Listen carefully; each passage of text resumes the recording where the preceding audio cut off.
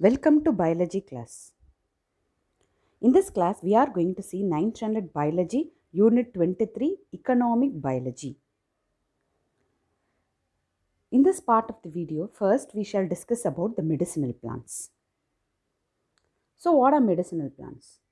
The plants that are of medicinal importance, that is, that are able to cure some diseases or disease curing property, they are referred to as medicinal plants. The history of medicinal plants is as old as the history of human beings. So, most of the medicines we are going to obtain either directly or indirectly from the plants. Either directly the plant is used as a medicine, or certain compounds are extracted from it and it is indirectly used as medicine. All the major system of medicine such as Ayurveda, Yoga, Unani, Siddha, homeopathy. In short, it is referred to as Ayush. Ayurveda, Yoga, Unani, Siddha and homeopathy. They are going to use the drugs that are obtained from the plants and animals. So the drugs that are going to be obtained from the medicinal plants, these drugs are referred to as secondary metabolites because the plants will be producing two kinds of metabolites, primary metabolites and secondary metabolites. The primary metabolites are used for its own purpose. Okay, these secondary metabolites are extracted and we are using it as medicine.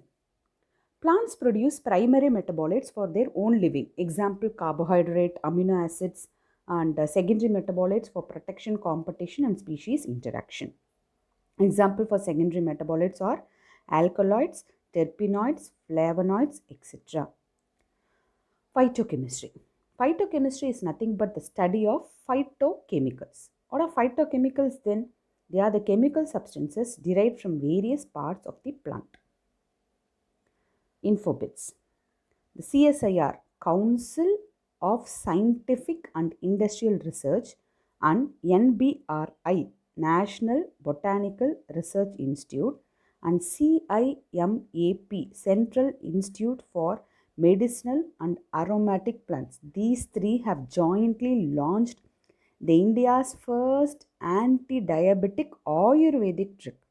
Okay, already you have anti-diabetic drugs, many drugs, but they have launched the first Ayurvedic drug. The name of the Ayurvedic drug, BGR34, blood glucose regulator 34.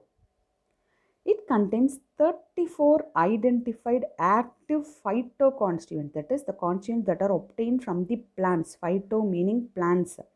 Okay, so the 34 identified active phytoconstituents from herbal resources.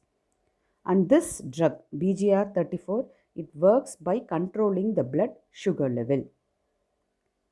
Now let's discuss the drugs derived from the medicinal plants. First one, Katralai.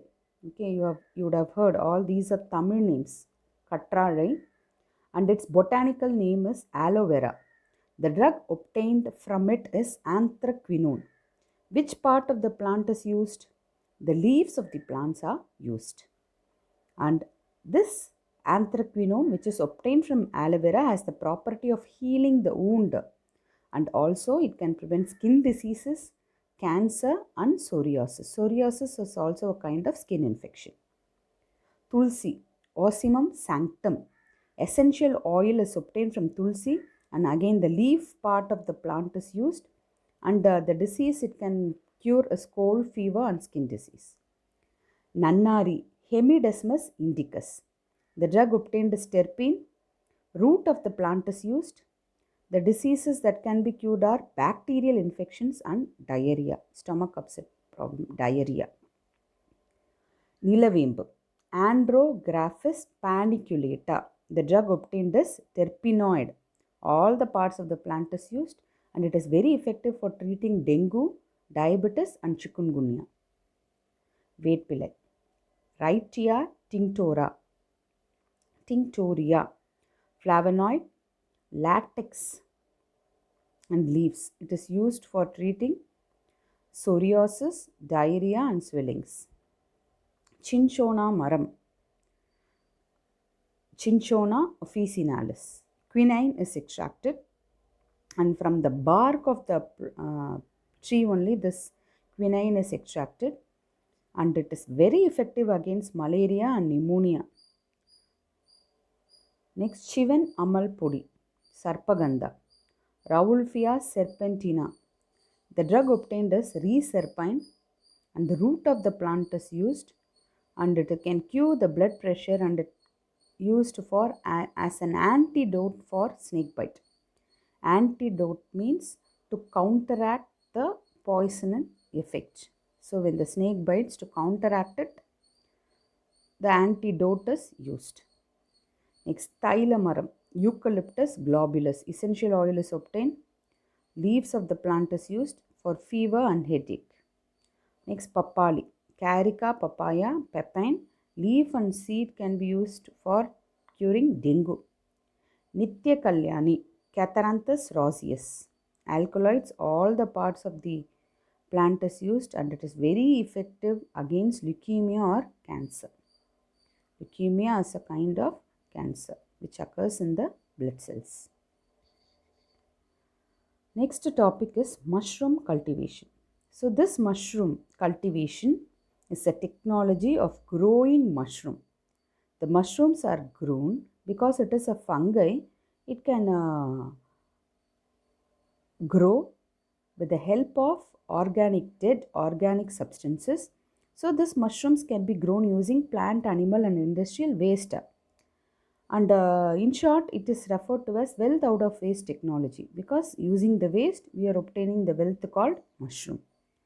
This technology has gained importance worldwide because mushroom is a very rich source of fiber and protein. Okay, it has high protein content, mushroom. Mushroom is a fungi. It belongs to the class. There are several different classes of mushroom, and this mushroom belongs to the Basidiomycetes class of fungi. The mushroom is rich in protein, fiber, vitamins, minerals.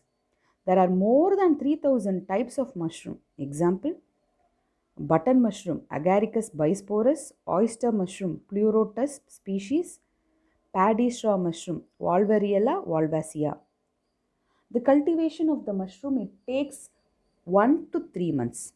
And let's discuss some of the major stages in the mushroom cultivation. The first stage is composting. Compost is prepared by mixing paddy straw with a number of organic material. Okay, paddy straw is mixed with cow dung and inorganic fertilizer, and it is kept at about 50 degrees Celsius for 1 week. It is kept under 50 degrees Celsius. Next is spawning. Spawn is the mushroom seed. Okay, so we have to add some seed for the growth of the mushroom. No? So spawn is the mushroom seed. It is prepared by growing the fungal mycelium in grains under sterile condition, because there should not be any contamination. So it is grown under sterile, free from any contamination. So when the spawn is ready, it is sown on compost. So we have prepared that paddy straw now. So in that it is sown. Spawn is sown. Next is casing. The compost is covered with a thin layer of soil. Okay, so after we are adding the spawn to the compost is covered with a thin layer of soil. It gives support to the growing mushroom. So it has to stand, no? So it is going to give support. And also it provides humidity and helps regulate the temperature. Next is spinning. The mycelium starts to form little bud. Okay, small bud-like structure will form, which in future is going to develop into mushroom. So in the initial stage, it is referred to as pins. The little white buds are referred to as pins. Harvesting. Mushroom grow better in the low temperature, that is around the range of 15 degrees Celsius to 23 degrees Celsius. And they grow 3 centimeter in a week, which is the normal size for harvesting. And the third week, the first flush mushroom can be harvested. Preservation. Discoloration. The mushroom can get discolored, or the weight and the flavor loss. They are the major problems in harvesting of mushroom. So how to increase the life of mushroom? These are several techniques for the preservation of mushroom. freezing, drying, canning, vacuum cooling, gamma radiation, and storing at 15 degrees Celsius. Next topic, hydroponics. Hydroponics is the method of growing plants without soil. Okay, so hydroponics is also referred to as soil-less agriculture because we are not going to grow the plants in the soil. We are going to grow without the soil. So then how can be grown? Because soil provides anchorage and also it is going to provide all water, minerals. So how we are going to grow without the soil? We are going to use the mineral nutrient solution in water. So now it is going to contain water and also the minerals which the soil provides. So this is the hydroponics container. So the container is made up of glass, metal or plastic. The size may vary with small pots for individual plants to a huge tank for large scale growing. This was first demonstrated by German botanist Julius von Sachs in 1980. This is successfully employed for commercial production of seedless cucumber and tomato. Here you can see the plants are suspended with their roots submerged in water and the water will contain all the plant nutrients. And the roots will absorb the water and minerals. Okay, the root is going to absorb water and minerals. And here the root is not going to perform the anchoring function. So anchoring is provided by mechanical support. Importance of hydroponics. So water and nutrients can be conserved, controlled plant growth can be achieved, and in deserts and Arctic regions, hydroponics can be an effective alternative method because in these regions you cannot find a proper soil for the growth of the plants. So we can prefer to use this hydroponics. Next is aeroponics. The aeroponic system is the high-tech type of hydroponic gardening. So here the medium is primarily air. The root hang in the air or misted with nutrient solution. Misted means it is like sprayed. The misting is usually done for every few minutes. So here the misting is done with the help of every few minutes and this is achieved because if it is not done the roots will dry up. So to give this misting process a timer is set and the timer will control the nutrient pump as in case of hydroponic system, and except that the aeroponic system needs a short cycle timer that runs the pump for few seconds every couple of minutes. Next is aquaponics. So it is a combination of conventional aquaculture, that is growing of the aquatic organisms, aquaculture, with the hydroponics in a symbiotic environment. Symbiotic means both are going to get benefited. The plants are fed with aquatic animals excreta are the waste. Okay, so here they are growing the aquatic organisms.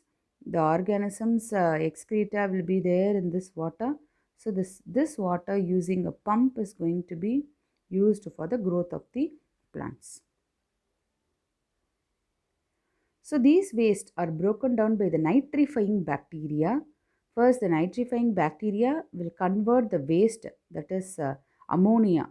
Okay, the main excreta of the fish is ammonia. So the ammonia will be converted into nitrite followed by nitrate. And that nitrate is utilized by the plants as their nutrient. And thus the waste are utilized. So here the waste is utilized and the water is recirculated back to the aquaculture system. Aquaponics consists of two main parts.